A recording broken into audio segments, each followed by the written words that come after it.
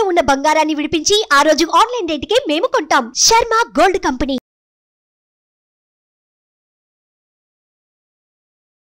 నమస్తే, welcome to Suman TV. నేను మీ యామ్ని. ప్రస్తుతం మనతో ఉన్నారు ప్రముఖ ఆధ్యాత్మికవేత్త జ్యోతిషరత్న శ్రీమతి కోనాల భాగ్యలక్ష్మి రెడ్డి గారు ఉన్నారు. అమ్మతో మాట్లాడి మనకున్న సందేహాలని తెలుసుకున్నాం. అదేవిధంగా జూలై నెలలో 12 రాశుల వారికి ఏ విధంగా ఉంటుంది, దానికి సంబంధించిన పరిహారాలు కూడా మనం అడిగి తెలుసుకుందాం. నమస్తే అమ్మా. నమస్తే అమ్మా.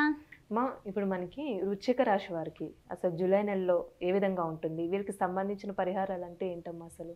తప్పనిసరిగా చెప్పుకుందాం అమ్మా. 1/7/2024, 31/7/2024 ఈ జూలై మాసంలో వృశ్చిక రాశి వారికి చూసినట్లయితే కనుక వృశ్చిక రాశిలో ఉన్నటువంటి విశాఖ 4వ పాదం, అనురాధ, జ్యేష్ఠ వీళ్ళందరికీ కొన్ని విషయాల్లో కాస్త మంచి సూచనలు ఉన్నాయి, కొన్ని విషయాల్లో తలకాయ నొప్పులు ఉన్నాయి. ముఖ్యంగా శని భగవానుడు వక్రగతికి వెళ్ళడం వల్ల శని భగవానుడికి సంబంధించిన సగం పరిస్థితులు సానుకూలతగా ఉన్నాయని చెప్పచ్చు. తర్వాత చూసినట్లయితే కనుక పంచమంలో యథావిధిగా రాహు ఉన్నాడు. తర్వాత చూసినట్లయితే షష్టమంలో కుజుడు, సప్తమంలో గురుడు, ఆ తర్వాత అష్టమంలో శుక్రరవులు. రవి వలన చిన్న అనారోగ్య కారకత్వాలు పెరుగుతాయి. రవి ఎప్పుడైతే 16వ తారీఖున మారే వరకు కొంచెం అనారోగ్య పరిస్థితులు వీళ్ళు తప్పకుండా ఎదుర్కొంటారు అని చెప్పచ్చు. తర్వాత చూసినట్లయితే కనుక ఈ యొక్క శుక్రుడికి సంబంధించి, అంటే అష్టమంలో శుక్రుడు కూడా ఉన్నాడు. అన్ని సుఖాలు ఉన్నాయి కానీ అనుభవించలేకపోతున్నాం అని వాపోతూ ఉంటారు. కారణం ఏమిటి? సుఖాలన్నీ బాగానే ఉన్నాయి కానీ అష్టమంలో శుక్రుడు ఉండటం వల్ల ఏం చేస్తాడు ఆయన? అన్నీ అనుభవింపచేయడు. ఏసీ ఉంటుంది, జలుబు చేస్తుంది అన్నట్టు ఉంటుంది అనమాట. ఆ విధంగా తర్వాత విషయానికి వచ్చినట్లయితే కనుక ప్రతికూలతలు పెరుగుతాయమ్మా. ఈ జూలై నెలలో కొంచెం అనుకూలత తక్కువగా ఉంది, ప్రతికూలత ఎక్కువగా ఉంది. ఎవరితో అన్నా ఏదైనా మాట పరిస్థితులు వచ్చాయనుకోండి, మనం మాట్లాడిన మాట మనం రామ అన్నా కూడా వాడికి రహ్యంలా అనిపిస్తుంది. అది పరిస్థితి. అదేవిధంగా ఆసక్తికరంగా వ్యవహారాలు సర్దుబాట్లు చేసుకోలేకపోతారు. అంటే కొన్ని విషయాలు ఎలా ఉంటాయంటే కనుక మనం ఎంతో ఇంట్రెస్ట్గా చేస్తాం కదా, ఆ ఇంట్రెస్ట్ తగ్గుతుంది. చేద్దాంలే, చూద్దాంలే, తర్వాత అలాంటి కొంచెం అనిపిస్తూ ఉంటుంది అనమాట. తర్వాత ఏంటంటే కనుక కొన్ని విషయాల్లో ఆరోగ్యం కూడా కొంచెం అనారోగ్య పరిస్థితులు, టాబ్లెట్లు వేసుకోవడాలు, ఇంజక్షన్ చేసుకోవడం ఇలాంటివి ఏమైనా ఉంటే దానివల్ల కూడా చికాకులు వస్తాయి. అలానే ఇప్పుడు వ్యాపారస్తులు చూసుకున్నట్లయితే ఏ విధంగా ఉంటుందమ్మా? ఆదాయం కానీ, చిన్న వ్యాపారం కానీ, పెద్ద వ్యాపారం కానీ? ఆదాయం సోసోగా ఉందమ్మా. ఆ వ్యాపారస్తులకేంటి, ఉద్యోగస్తులకేంటి, ఏదైనా సరే ఇంకా ఏదో అలా సామాన్యంగా ఉంది. ఖర్చులేమో పెరిగిపోతాయి. అందువల్ల మానసికంగా, శారీరకంగా వీళ్ళకి ఇబ్బందులు పడేటటువంటి మాసంగా చెప్పుకోవచ్చు.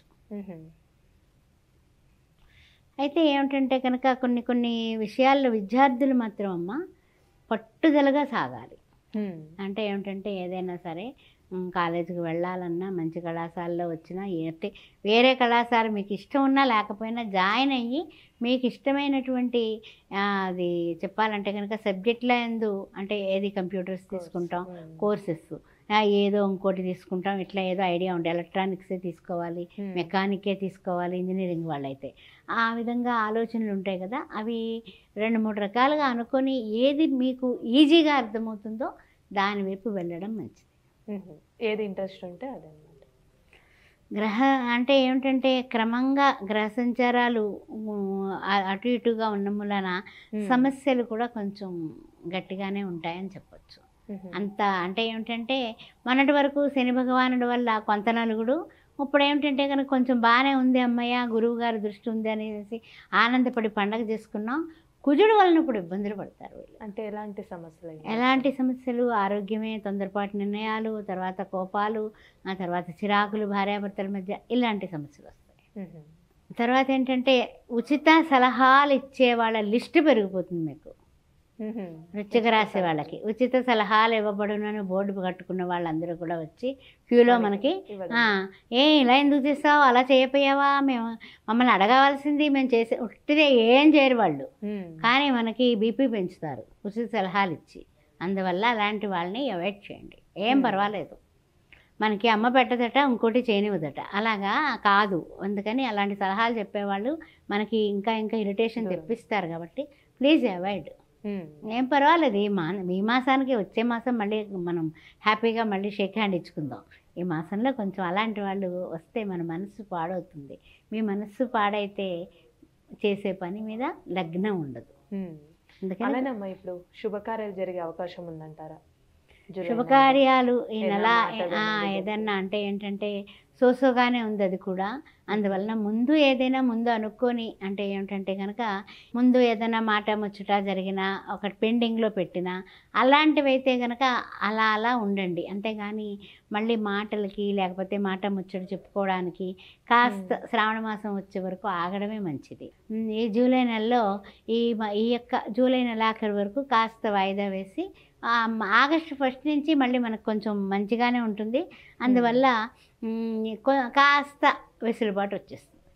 అలానే మన కొత్త పనులు అంటూ చేయొచ్చమ్మా? ఇప్పుడు ఒకవేళ ఇల్లు కొనాలనుకుంటున్నా, ల్యాండ్ విషయంలో ప్లానింగ్లో ఉన్న వాళ్ళకి అసలు ఎలా ఉంటుంది? కొత్త పనులు ఉంటేనమ్మా ఇప్పుడు ఏంటంటే మన పరిస్థితులే సోసోగా ఉన్నాయి. డబ్బులా టైట్లోకి వెళ్తాం. అలా ఏదో నడుస్తున్నది అమ్మయ్య పర్వాలేదు అనుకునే పరిస్థితి ఉంటుంది. ముఖ్యంగా రియల్ ఎస్టేట్ రంగంలో వాళ్ళు ఉంటారు కదా, వాళ్ళు ఏంటంటే కనుక ఏదైనా ఎవరైనా తక్కువ రేటుకి ఇస్తున్నాం అనేసి చెప్పినప్పుడు అది గమ్మని తీసుకుంటే ఈ నెలలో ఇబ్బందులు పాలవుతారు. జాగ్రత్త.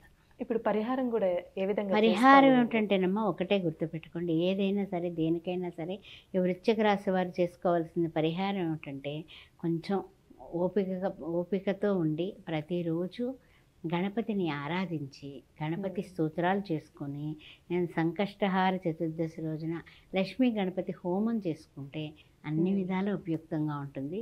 ప్రతి బుధవారం నాడు గోమాతను దర్శించి గోమాతకు తినిపించి ఆ రోజున ఎవరికైనా పేదవాళ్ళకి కడుపు నిండా భోజనం పడితే ఈ నెలంతా కూడానమ్మా అద్భుతంగా కొంచెం అంటే ఏంటంటే నివారణ అవుతుంది. విష్ణు సహస్రనామం ప్రతిరోజు వినండి. మంచి పరిహారం తెలియజేస్తారమ్మా, ధన్యవాదాలు మీకు. ఓం శ్రీ మాత్రే నమః. సుమన్ టీవీలో మీ పర్సనల్ అండ్ బిజినెస్ ప్రమోషన్స్ కోసం కింది నెంబర్కి కాంటాక్ట్ చేయండి.